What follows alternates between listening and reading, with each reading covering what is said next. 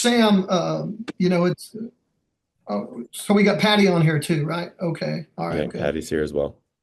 Patty, your team's 10-0, and that's obviously a great start for you. I'm just curious what you think of your team at this point. You've and what do you think of your suitors so far? I'm loving them right now. They are just very hardworking. They are fearless. They hustle. They're strong.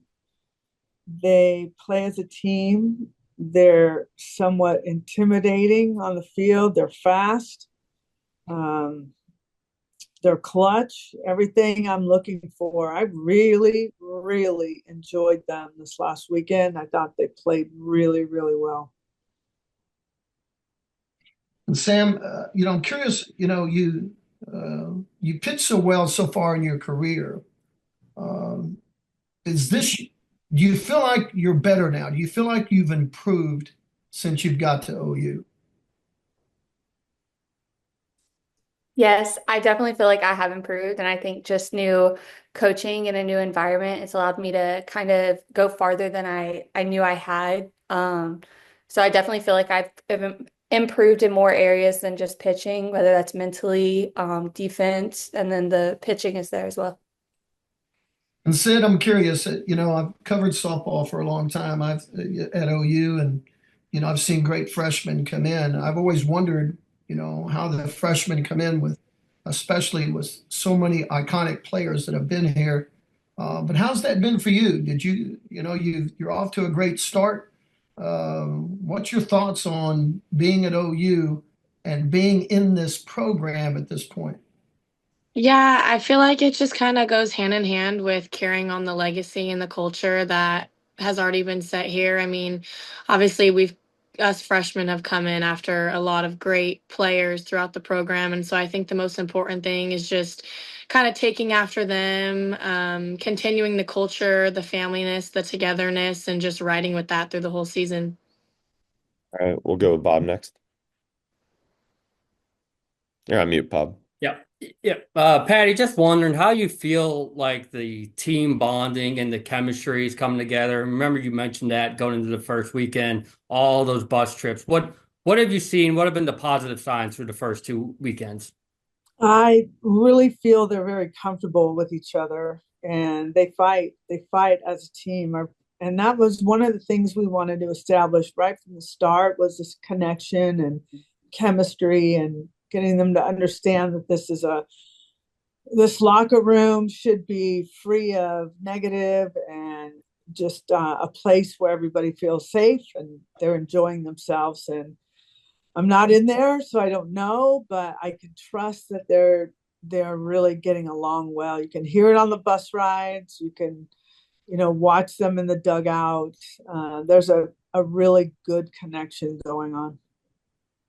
And then Sam, we asked this to Bella last week with the 5 inning perfect game. Were you aware of it? Was it something you're trying to block out? Just take us through that process of what that second game was like Sunday. Yeah, I was aware of it, but it's kind of also one of those things at first you don't really like think anything of it until they get 8 runs and run rules in effect and you're like, oh crap. So I mean, yes, I was aware of it, but I definitely think that when you have like the hitters jumping on pitchers like they were, and then when you have the amazing defense that we have, like it's kind of something that you just hit the ball, like let them hit the ball, let the defense work, the hitters are going to score runs. So yes, I was aware of it, but I also wasn't like pressing for it because I mean, the game's much bigger than me getting a perfect game. Appreciate it. We'll go to Ryan Chapman. Hey, Coach, we didn't get to talk to you in an OU capacity last week. Could we just get an update on Hannah Core, obviously, after the San Diego State situation? Yeah. Nothing is broken, which is good. It was just a really hard sprain. It's been bruised. She's in a boot, but I think she's going to get out of the boot this week and is doing rehab at least twice a day. So she's not too far. She's definitely going to be back in commission. I just don't know how soon, but the boot is about to come off. So that's good news. Thank you on that. And I had one for Sydney and Sam. Sydney, for you, what do you think the biggest, I don't know, difference or just biggest growth from weekend one to weekend two is as simple as just kind of settling in and being able to take that deep breath after the opening weekend for you? Yeah, I think it's a lot about repetition. Obviously, just hitting it hard. At OU, we hit it hard every single day in the cages, whether we're able to get outside or we're staying in. We just hit it hard every single day. And so I think that just makes a huge difference. But also, like Coach Gasso was saying, we're just all so comfortable with each other. And it's kind of a feeling I know my teammates are going to have my back as I have theirs. And so it's a very comfortable feeling going into these games this past weekend. And then Sam, we've talked to a lot of transfer pitchers, especially the last couple of years, who have talked about being able to not just trust the defense, but trust Coach Gasso's defense behind you is kind of changed what they can kind of do attacking the zone. Have you, since that early, is that allowed you to, I don't know, maybe be more expansive with what you're able to do, or is it the same you just dialed in with a really well drilled defense behind you? Yeah, I would definitely say just knowing how good our defense is and trusting them and trusting all the coaches has allowed me to like kind of go in the strike zone a little bit more. So like if you look at my previous stats, you'll probably see I have a lot more walks even at this point in the season than I do this season. And that was just something because I always like bit around the zone and I would like I'll admit I hated getting hit, but we've been working on that because it's not that I hated getting hit. I just hated the ball being put in play because I would get scared of what was going to happen sometimes. So I really trust our defense, and I feel like it just really allows me to go at hitters because I know they're going to make a play. Thank you all. Appreciate it. We'll go to Ryan Aber and then Areeb. Yeah, Patty, wanted to ask you about Ella Parker, and we know that sophomore seasons can be a little bit tricky sometimes. I know it's really early in hers, but the results have just been sort of off the charts. What stood out to you about the way that she's approached things so far, and the reasons behind the success that she's had? I I have seen her grow up quite a bit. So she came in as a somewhat intimidated freshman and tried to find where she was going to fit on this team. And so fortunately, that kind of she went through that and got through it and was one of the better freshman hitters in the country. I think maturity has helped her quite a bit and her learning, but her athleticism is taking over now to a different level. And she can't be stopped. I mean, I think they intentionally walked her once, but she is swinging at a different pace. She's on like an aloe look with her at the plate. And then for Sydney and Sam, wanted to ask you about her and what has stood out to you during your time around Ella Parker, both on the field and with her approach and off the field. Yeah, well, being able to hit with her in the cages, I know Sam might have a little bit of a different aspect on that, but being able to hit with her in the cages, just kind of picking her brain, how do you hit this? How do you hit that? Where do you set up? And so it's honestly a simplistic mindset that she has. She never overcomplicates anything. And it's just a really great feeling being able to be behind somebody only a year that is able to do all of that in the box right now, considering that she's only a sophomore. It makes me feel pretty good that I can like follow up with her, until the next few years. So it's just awesome. She's been doing so great.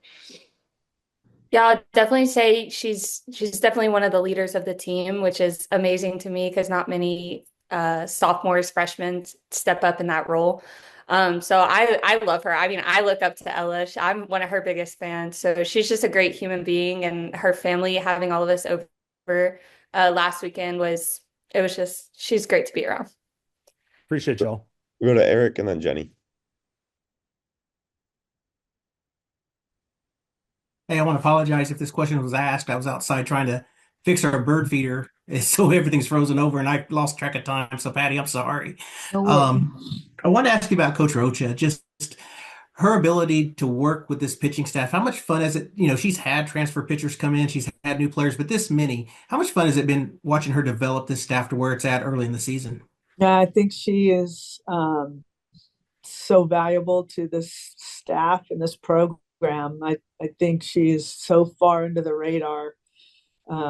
she has gone into another level in her career of information and learning and going to seminars and taking away the information so she can show it to pitchers. And she's at the top of her game right now. She is the best pitching coach in the country. She's that pitching coach.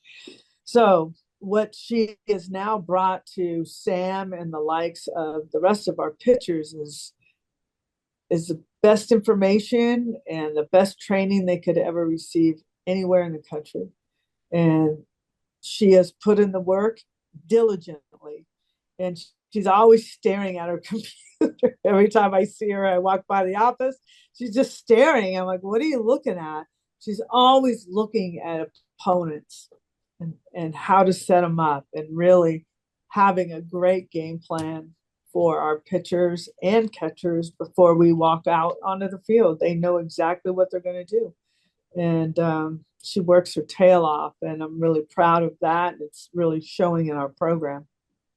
Sam, I want to ask you, kind of piggybacking off that, just she's not only teaching you ways to pitch, but also she has to build that chemistry among that group because everyone wants the ball.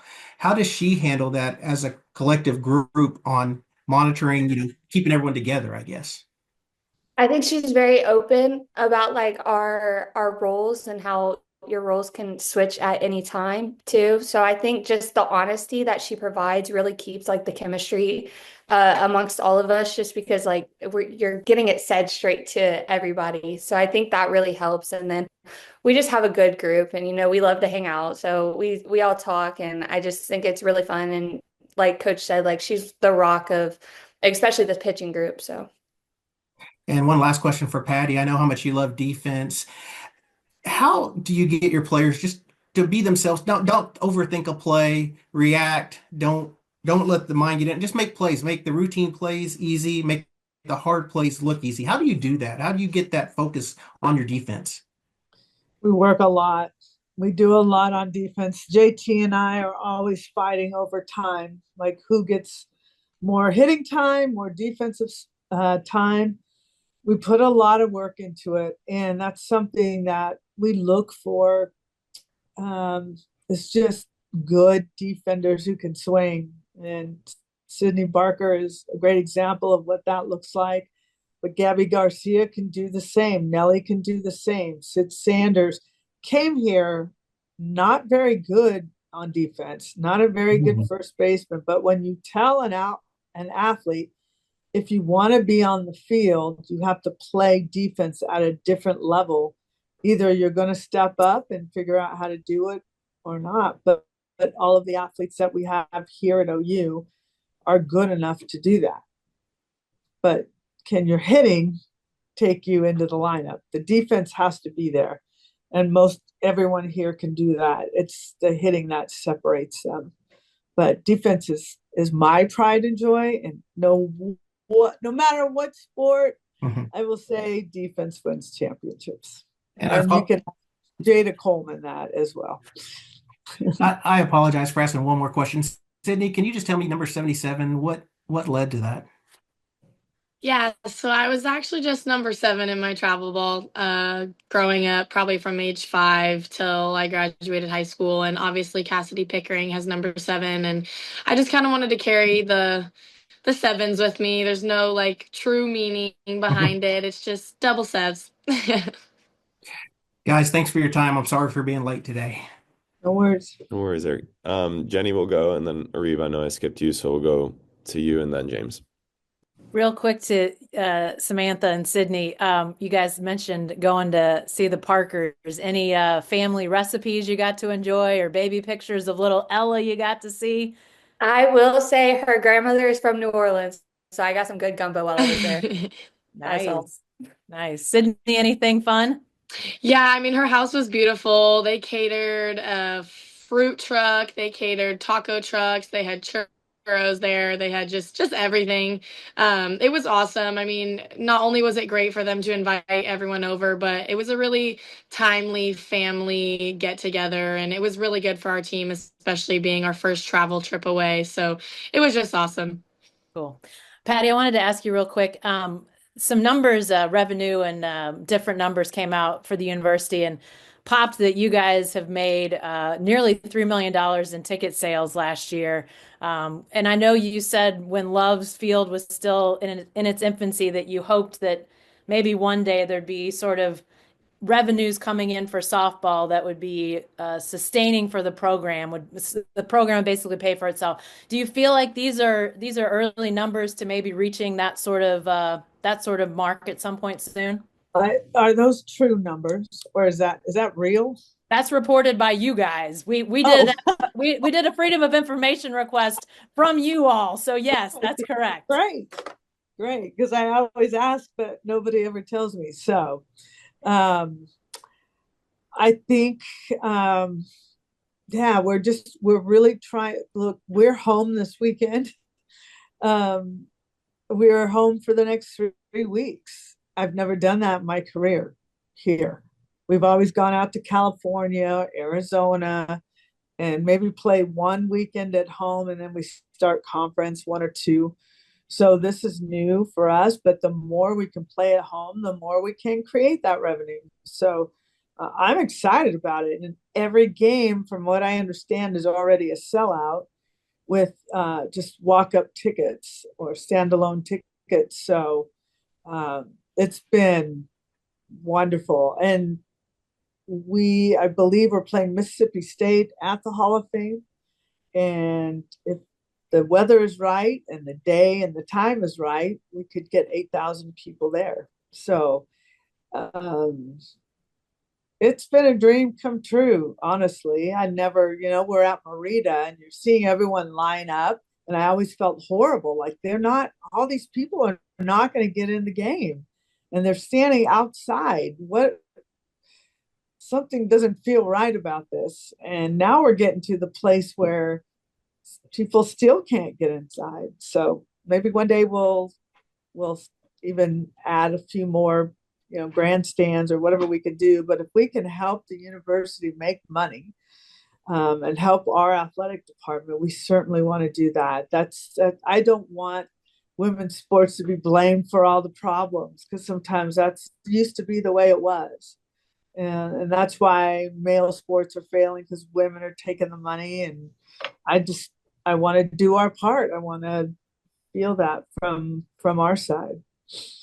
I know you're most focused on what happens there in your bubble, but do you feel like something like this has some ripple effects beyond just Norman, just beyond OU? I mean, like the interest in softball? Just those big numbers, to see the dollars, see the revenues. It's not, I mean, it was tickets, but it was also like merchandise and some other things that were some pretty nice totals. Yeah. I'm trusting that Texas is maybe, yeah. I mean, there's Florida, Texas, Tennessee, Alabama. These are teams that people really pay a lot of attention to, and hoping that is starting to spread and work on their side as well. I feel Florida State has a really great fan base as well. So yeah, I mean, that's the goal. Anything that we do here is not, oh, look at us. It's like, hey, look what we're trying to do. Who wants to do it? Who else wants to do it? How can we help you start doing it? That's really my mentality in all of this. Thank you. Reeb and then James. Hi guys. Firstly, hope you guys had a safe journey back home from training as well. And coming off what Jenny said about the revenue that you guys are bringing in more than OU men's basketball, I just want to ask you guys, any of you can answer this. How important do you reckon that home crowd is to these games? Also having one of the biggest on-field campuses in the country. How do you guys feel that this home crowd affects your guys' game? I guess I'll start for them. I'll let them speak. We were playing in front of maximum 1,500, and that felt kind of surreal at a time when we brought in Loves and there was 4,500 people here. It sounded as loud as the College World Series. It was just deafening to the ears. The sounds, it was fun, but we were playing very scared and nervous and tight. But we have gotten used to it, and I hope this new team will feel it and get used to us quickly. But it's so enjoyable to play in front of a crowd and who appreciates what we do on the field. And they're great fans. Sometimes they don't appreciate a few things we do on the field and they let us know it, but most fans do that to all sports. So I've been thrilled with the fans that are falling in love with this team and their energy and their effort and their blue collar approach. And as a coach, it's cool to watch it from my perspective. Yeah, I think being a freshman, it's a lot different than anything I've ever played in front of. I think it's awesome. It's so cool to see that we have such a large fan base that's so invested in every game that we have that even follow us. We saw some familiar faces in California and Texas, and so it's really really cool to see. But on the other side, on the field, I think it's more of an aspect of being able to block out that outside noise and having the ability to kind of stay within our circles, stay within ourselves, and not let the moment get too big. So I think it's awesome, honestly, that all the fans come out, and it's a really cool feeling knowing the support. I agree with Sid, and I got to experience Loves last year on the other end, and I will say that it is a crazy atmosphere to be in a sellout crowd at Oklahoma University. So You're going to still brag about that? You're on our side now. I didn't even say anything, I Coach. know, I know. I just said I was on the other end. I know what you're thinking. I was in the dugout, so I don't know what to tell you. But it really is amazing. And like Sid was saying, kind of about the home advantage. I feel like anywhere we go, there's just so many people that are still rooting for Oklahoma. So it's just an amazing thing to have and to be able to see. And it's a once in a lifetime opportunity. James. Perfect. All right, we'll go to James Jackson. Coach, Abby Dayton kind of started this season as the 9-hole hitter, the second leadoff spot, essentially, and she got moved to the leadoff spot over the last couple of games. How do you feel like that's helped this offense with, Ella Parker playing as well as she has, helped this offense get going and things like that? Yeah, it's worked really well. I think, she has a lot of weapons, and she's, I think, the first game we played, she put us ahead 1-0 by hitting her own bomb, but she can lay down bunts. She can chop things in the ground. She's a really smart hitter and has a lot of, like I said, a lot of weapons. Getting her on base sets up Ella Parker, and Abby has a speed, so we could run, we could hit and run and hit, we could straight steal. There's a lot of things we could do with Ella. So it's worked out really well. She's done a great job there. And Sydney, sometimes freshmen struggle to find what they want to look for at the plate and things like that. Do you feel like you have a routine now and are comfortable out there? Because it looked pretty good this weekend for you. Thank you. Yeah, I think this weekend I honestly just kind of made it as simple as possible, looking for a ball over the heart of the plate. I think once, especially freshmen, start to incorporate all the craziness, I know we're at the level where we're facing pitchers that just throw absolute gas, absolute crazy pitches. I mean, just seeing it on our team. So I think honestly, just making it as simple as can be, just finding a ball that's going to cross over the heart of the plate. But other than that, I mean, if you're looking for anything else or you're hoping for something, it's you got to know what you want and just go for it. And there's nothing else you can do. All right, we'll try to wrap up in a couple minutes here. Just time for one or two more. James. Patty, this is an interesting tournament this weekend, and as you said, you don't usually have a tournament this early. Can you talk about the 4 teams that are coming in, or the 3 teams, and the challenge that you're going to have with this tournament? Probably mostly weather is the challenge. We've made that change. I don't know if you all have received it yet, Yes. but we're going Saturday, Sunday, and Monday. Wichita State always poses a problem to us. They are very, very well coached. They usually have just really outstanding hitters. And they'll usually have one good pitcher that can keep us off balance. So this is going to be a big challenge. Tulsa last year, we had some problems with their pitchers. They had a really good pitching staff, and we always have tight games with them as well. They're scrappy and tough.